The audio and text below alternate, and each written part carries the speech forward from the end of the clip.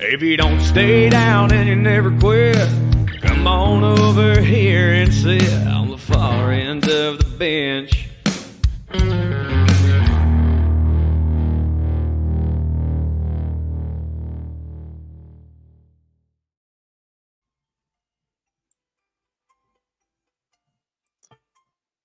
I'm sailing away. It's the end of the year, Nico. I got to do something to keep my spirits up.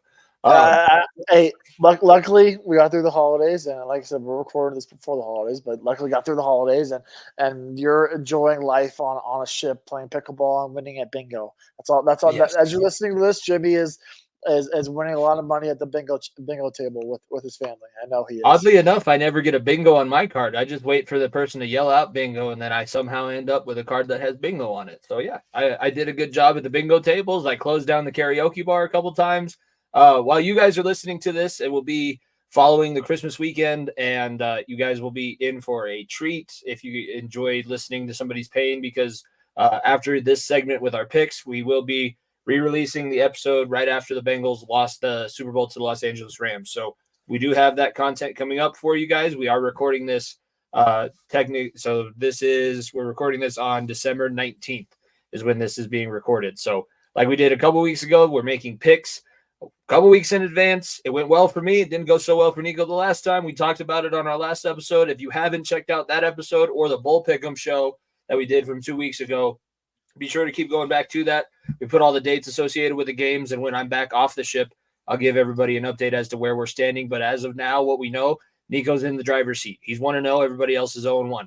So he's got a good chance of dethroning Dom and taking back that crown. And I'm currently down 2 as we're recording this in the pickup. So I don't know what the weekend before. And we picked up 3 different games last week. So there's a very good chance that some craziness is going to happen these 2 weeks. Like there could be, I have a big lead, you have a big lead. It comes down to the Monday Night Football game that we choose. It could get crazy is all I'm going to say for this NFL pick'em, because like I said, we have no idea, no clue. And we are guessing with our hearts. And I am glad this year, if nothing else, that it's actually close, because the last few years I've had to like make stipulations to make it somewhat interesting at the end. It's just interesting now. I've overcome the trivia deficit. I'm back on top. I would be under 500 without trivia. Plain simple. I would be under 500 right now. I was going to be under 500 without that 4-1 week that I had in week 15. I still don't know how I pulled that. I pulled the Seahawks upset 2 weeks in advance over the Philadelphia Eagles. Apparently I know ball. I know what I'm talking about. Before we get into our picks for this week, I dedicated a good portion of my life to it. Hopefully I know something if I spent that much time on it.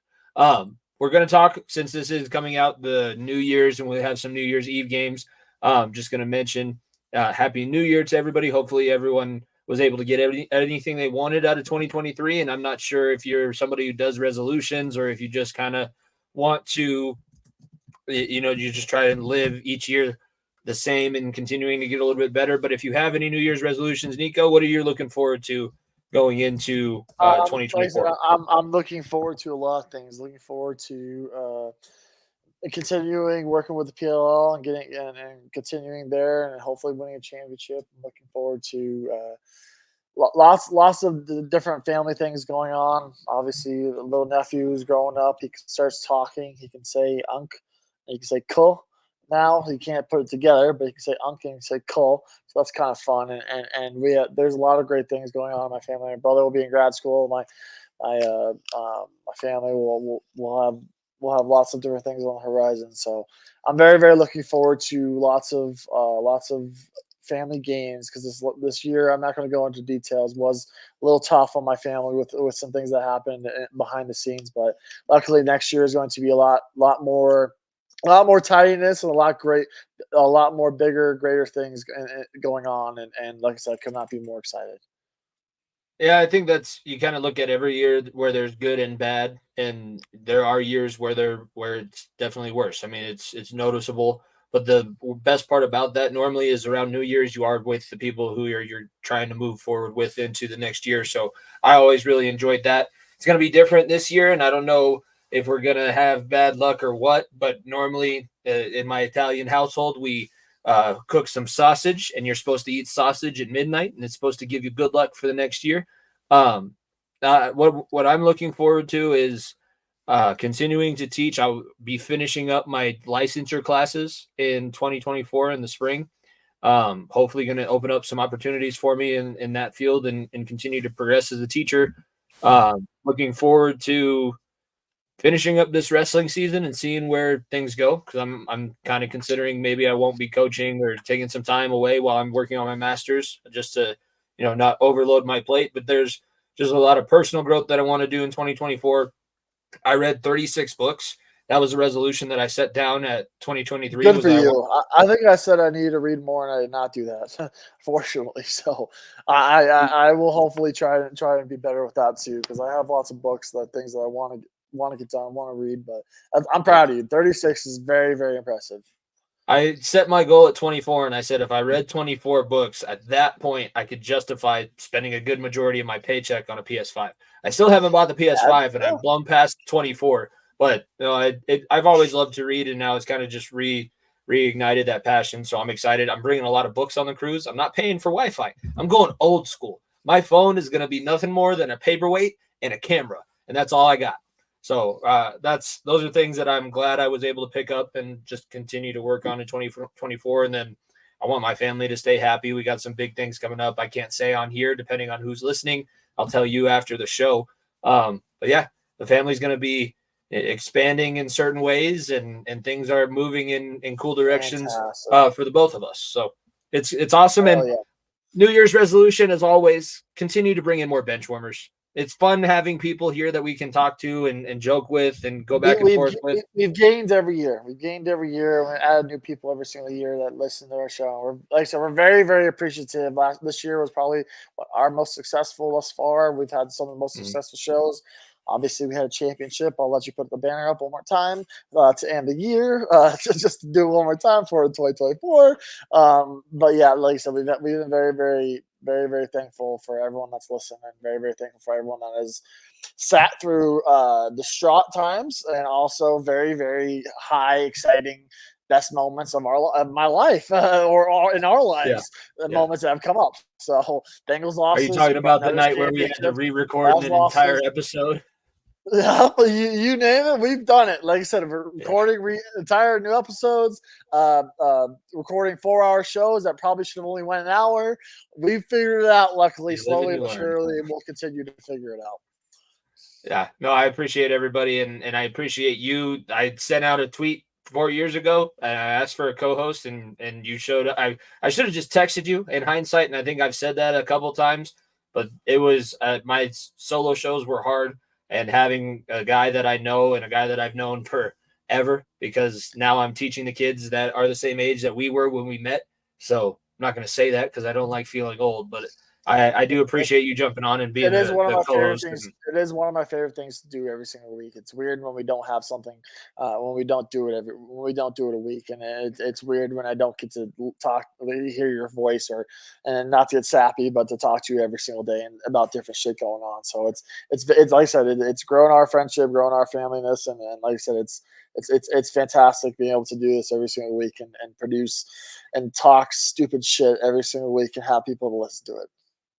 Yeah, the Godfather impression. Hopefully, Brandon is, now that he has break, he's going to be able to make that into a short. That has to be. I might need to figure out how to do that myself, because that's the best Godfather that I've been able. That's the longest I've been able to keep that voice and make it work. So, if you didn't listen to that, go back and listen to episode 165. But now let's go ahead and get into our picks. I don't have betting lines because these are 2 weeks in advance. Jets versus the Brown University. That's where we're at, baby. Damn it. Jets versus the University of Brown, baby. We got Jimmy hates I actually like the Jets less in that matchup.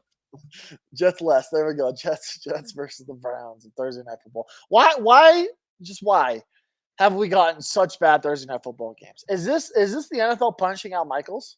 Like, let's have a sort of conversation, because they took him off of the playoff coverage of NBC, because he was supposed to be the NBC playoff coverage for them, and they said, nah, we're just going to stick to Rico and Collinsworth. We don't need you back, Al. You can just enjoy the shitty football. He's just not interested anymore. He's not invested. It's pretty bad. The guy that I know it's bad, but the guy that did Miracle could make bad sound good. The guy that has that call could do that. Al Michaels could do that. I just think that, now he's at the point of the career where he doesn't want to make the event anymore. He just wants to be a part of a great event. And that's where it's a little bit tough. And that's, I don't disparage NBC for taking him off because he hasn't been good this year. And when you're not good, you shouldn't be rewarded with extra airtime, especially in a playoff scenario. So especially that Thursday. Look, as we're recording this 2 weeks before Thursday night football game with the Chargers and Raiders, like you gotta look. I know the game sucks, but the fact that you're seeing some stupid plays from the Raiders defense, like picking off a screen and taking it 6, like that doesn't happen. And you're like, oh, and Easton sticks those an interception, and the Chargers run it back for 6 to make the score 63 to 17 or so. Like you gotta give a little bit of juice to it. And look, that's unfortunately, the way of announcers being just calling it as it is slowly dying. You need to have some juice. Like I said, one of my favorite announcers of all time is Mike Breen, and he is one of the most famous calls in all sports with the bang. You hear a bang and pause before I finish the sentence. You hear a bang on your TV screen. You know either something went really, really well for you or really, really badly for you. And like I said, when you have announcers that just call it as it is, unfortunately, nowadays, don't bring a little bit extra juice like the Maserati Marvs of the world to college football.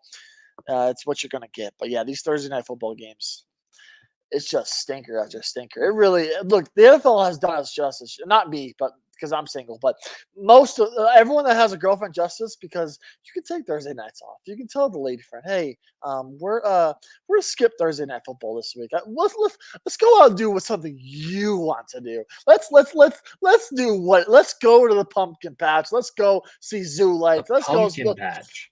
Oh, yeah. I'm just saying during the fall season, right? I get where you're coming from. They've done a great job of helping boyfriends keep their significant others around for Thursday night because they don't. I can't say that I haven't benefited. Yes, I've been able to not watch many a game because some of these matchups have been bad, but I knew they were going to be bad, so I do appreciate it. NFL. Who do you got in this stinker? Because it is bad. Oh my god. Oh man.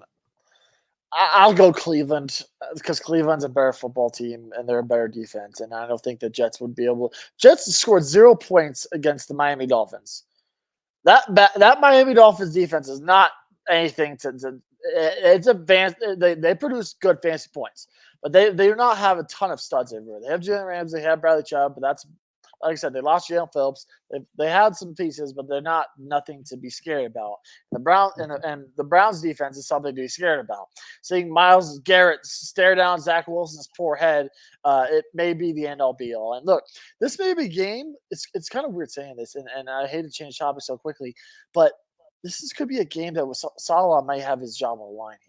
I'm serious because the Jets have very, very underperformed. And what they're saying is if you don't get rid of Hackett and this poor offense, things are going to get bad because I don't think Aaron Rodgers wants to step into this poor of a situation, right? It's going to be some heads calling for it. And Salah, he's done good with what he has, but the offense putting up goose eggs against some bad teams and as poor as they've been, could be some questions. I'm not saying he should get fired. I'm just saying that's a name to be looking out for. That look, if he gets fired, don't say I didn't tell you so. Is all I'm gonna say. I don't know what it is, but about this game, I have the feeling, and I have this gut feeling, and I wasn't going to pick them, but now I've decided that I am. I'm going with the Jets because the Browns' defense is scary. The Jets' defense is scary. And Joe Flacco is the quarterback for the Browns. I think that the Jets, if they win this game, they make it revenge as ugly game? as possible. Possibly. Flacco revenge game? Question mark? Could be. Flacco barely ever played for the Jets. No, I think as much as Myles Garrett's staring down Zach Williams' head, Quinnen Williams is staring down the barrel of Joe Flacco, who he knows is not going to move his ass out of the way. I think it's going to be close, and I think one team is going to make one extra play, and I think that it's going to be the New York Jets defense. I think the Jets defense will score, and the Browns will lose to the New York Jets on this Thursday night matchup. I'm calling it 2 weeks in advance. I don't hate that. And let's be honest, I need the Jets to win to make the playoffs. So I hate that I'm picking the way I am. But like I said, for Broncos' sake, I need them to win. But for my sake in winning the pick 'em, I cannot pick the Jets. I really can't. Moving on, New Year's Eve, Bengals at the Chiefs. Jake Browning is going to get a chance to go toe-to-toe with Patrick Mahomes. My issue with the Chiefs this year, it's Kansas City haven't put themselves in enough of a situation for this to be a look-ahead game, because for Jake Browning to beat Patrick Mahomes and Kansas City, they'd have to be looking way ahead. I think it could play well. I think that it could be really competitive, but I'm not going to sit here and say that. I know what everybody else knows. I can see it too. Mahomes is that damn talented, and this defense hasn't been as good as it was last year. They've started to play a little bit better, but I mean, they lose somebody every single week. Or I'm just trying to salvage a winning season and have some playoff hope. That's all I really care about. So I'm going against my boys. I humbly accept. I've tried to apologize, but I am picking the Chiefs. This is not a game I have to try to get back. I cannot look like I would love to pick the Bengals, but in reality, this will be the Super Bowl if I make it there to the fantasy football playoffs. Knock on wood that I can. So Browning, if I am losing my mind that Browning is a god, I will be all over betting on the Bengals because I need him to continue and win me a fantasy football championship. But I cannot go against the Chiefs here. Look, they are some of the most incompetent people to deal with in terms of in today's football league. I cannot deal with Travis Kelce, deal with Mahomes or Karen Mahomes over there. I cannot deal with a cheeseburger eating on the sideline. I just can't. But this is a game I cannot try to get back. This is a game that I just have to hope that everything else went my way, because I like Browning. I like your team, Jimmy, but going into Burrowhead without Burrow is very difficult. So give me the Chiefs. I'm not looking forward to it. I was looking forward to it at the beginning of the season as a revenge game. No, it's not a revenge game. Next one, Dolphins at the Ravens. Ravens could be coming off a big win. Dolphins could be, who's real? Who's real? Who's going to have the number one seed? This is the Spider-Man meme, staring at each other. You're better. No, you're better. Oh, it's basically, like I said, the two teams staring each other down of high-powered, fast-paced offenses with MVP caliber players and Tyreek Hill, Lamar Jackson. Like I'm going to ride the Dolphins. I don't believe in the Ravens. Plain and simple, do not believe in the Ravens. And I am one of the I rode the Dolphins all year in terms of betting, and I feel like I picked with them most of the weeks this year too. And look, I just think they're a better football team. I really do, and I think that if they lose this game, they're going to be in the wild card. I'm serious, because I think Buffalo possibly could win out and win their division still. So they need this game. They need this football game. Obviously, I don't know what they did the week before, on week 16, but I really think that they need this football game, and they're going to be playing a little more desperate, because if you win week 16 and you win this game, you've clinched a home football game, and you can go into week 18 with a little less stress. And I think that's everything Mike McDaniel wants. So give me the Dolphins.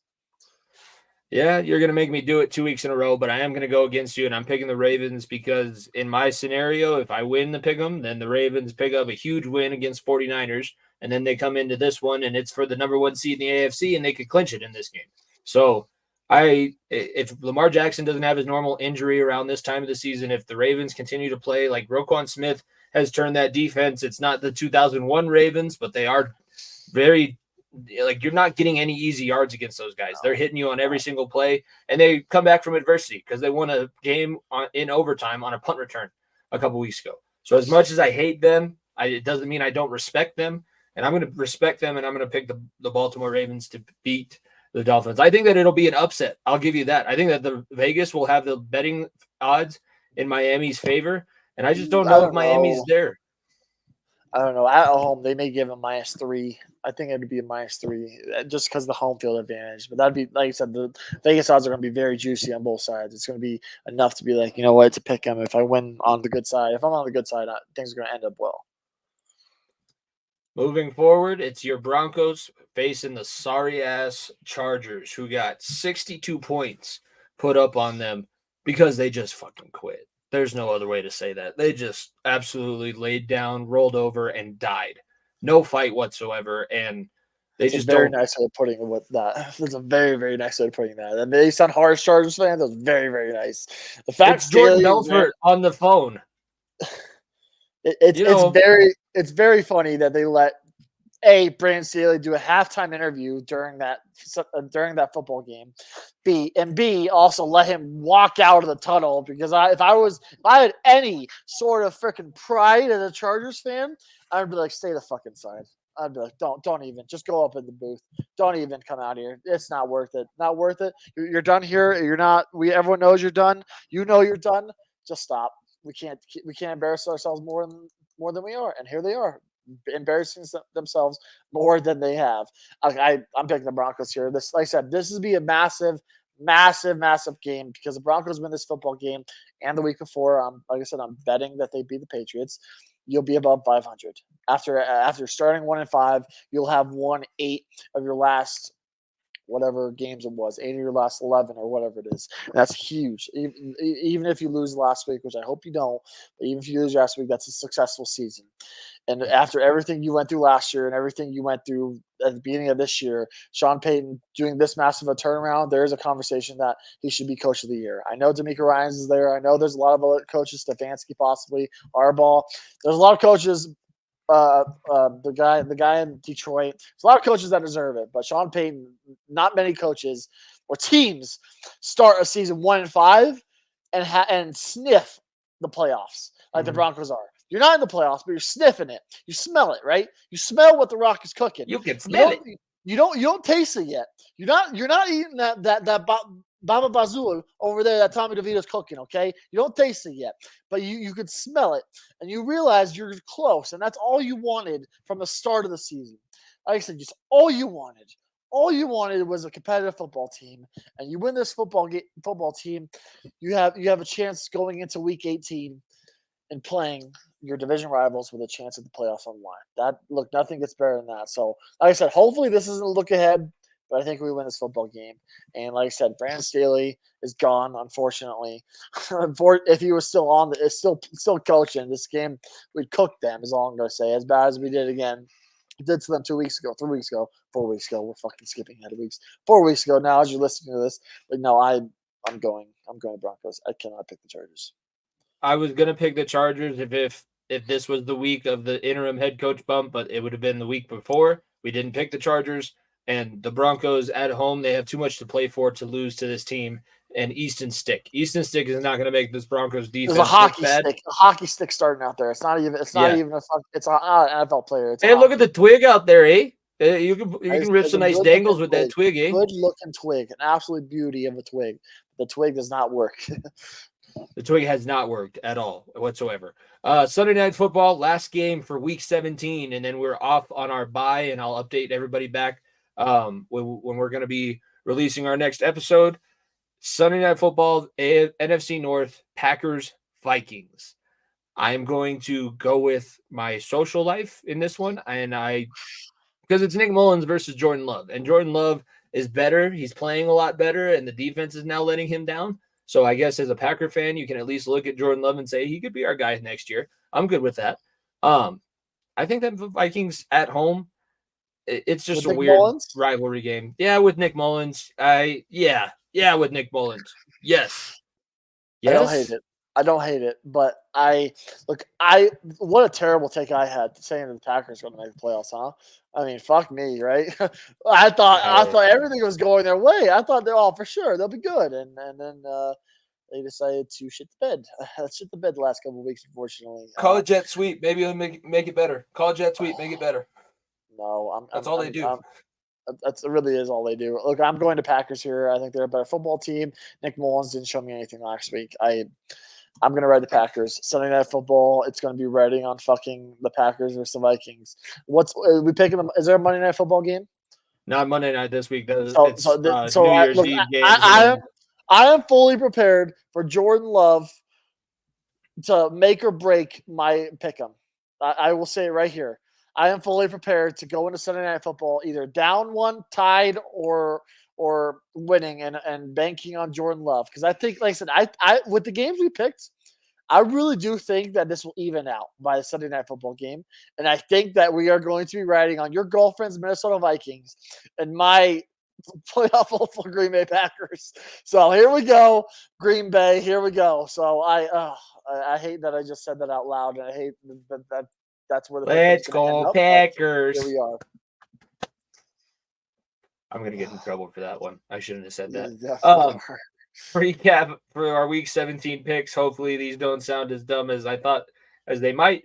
I have the Jets, Chiefs, Ravens, Broncos, and Vikings. Nico has the Browns, Chiefs, Dolphins, Broncos, and Packers. There's going to be a lot of movement. So if you want to be a dedicated bench warmer, you want to help me out a little bit, you guys can keep track, but I will update everybody what's been going on once I get back stateside from my cruise. Have a great new year. Enjoy it. Be smart, because that is one of the days of the year where people tend to get themselves in trouble, and it goes from anybody. I mean, I remember waking up and Bronco athletes were involved in different things. So be careful on New Year's Eve. Celebrate. Get ready for 2024. We're all ready to do this. We're all ready to make it a great year. And keep tuning in. Keep telling people about the far end of the bench. Enjoy the pain that you're about to hear in my voice, because this damn game still sticks in my craw. Jamar Chase was open, and Aaron Donald, we just couldn't block. Nico. We couldn't block, and it cost us a Lombardi trophy. I was going to be so happy. Does Penei Sewell pick up that block? No, because it was a guard. It was the guard. It wasn't the tackle. It was Aaron Donald beating the shit out of our left guard. I had to bring up one more bad memory. I'm sorry, Jim. Look, 2024. Look. As you tune into terrible vibes, unfortunately, we're ending 2023 with some terrible vibes, but we're going to bring it back up. Denver Nuggets are NBA champions. Colorado Avalanche won a Stanley Cup champion in the last calendar year and a half. Life is good over here, okay? Don't you all forget. Yeah, the Bengals lost this game, but look, like I said, you're going to hear some bad times, but all that means is next year is going to be our best year yet. But Nuggets win the Super Bowl. Bengals and Broncos are going to be in the AFC Championship against one another, and we're going to have an all-out civil war. And the Avalanche are going to win the Cup again, okay? And the Rockies will somehow be relevant on Shohei Ohtani's division, okay? So life is going to be good. The 2024 year is going to be our year. I hope everyone has a safe, wonderful New Year's with everyone. And like I said, hug your loved ones, be there for everyone that you care about, and like I said, it's the best time of the year to be there for one another. So, JB, I appreciate you sticking with me through this entire year. It's been a tough year, been a great year, been a wonderful year, and I could not have gone through it without you. So I appreciate you, brother. I feel the same, and we're back ready. We're going to take a little bit of time to relax, and then we're going to be ready to hit the ground running, because we got playoffs, we got end of hockey and basketball season coming up, March Madness. It's all right around the corner when we come back. So enjoy this episode, enjoy the classic re-release of our episode from 2021, and then be ready in 2024 for more Far Into the Bench podcast coming at you. For myself, Jimmy Pilato, my co-host Nico Bryan, episode 166, final episode of 2023. We will see you guys next year. Peace. If you don't stay down and you never quit, come on over here and sit on the far end of the bench.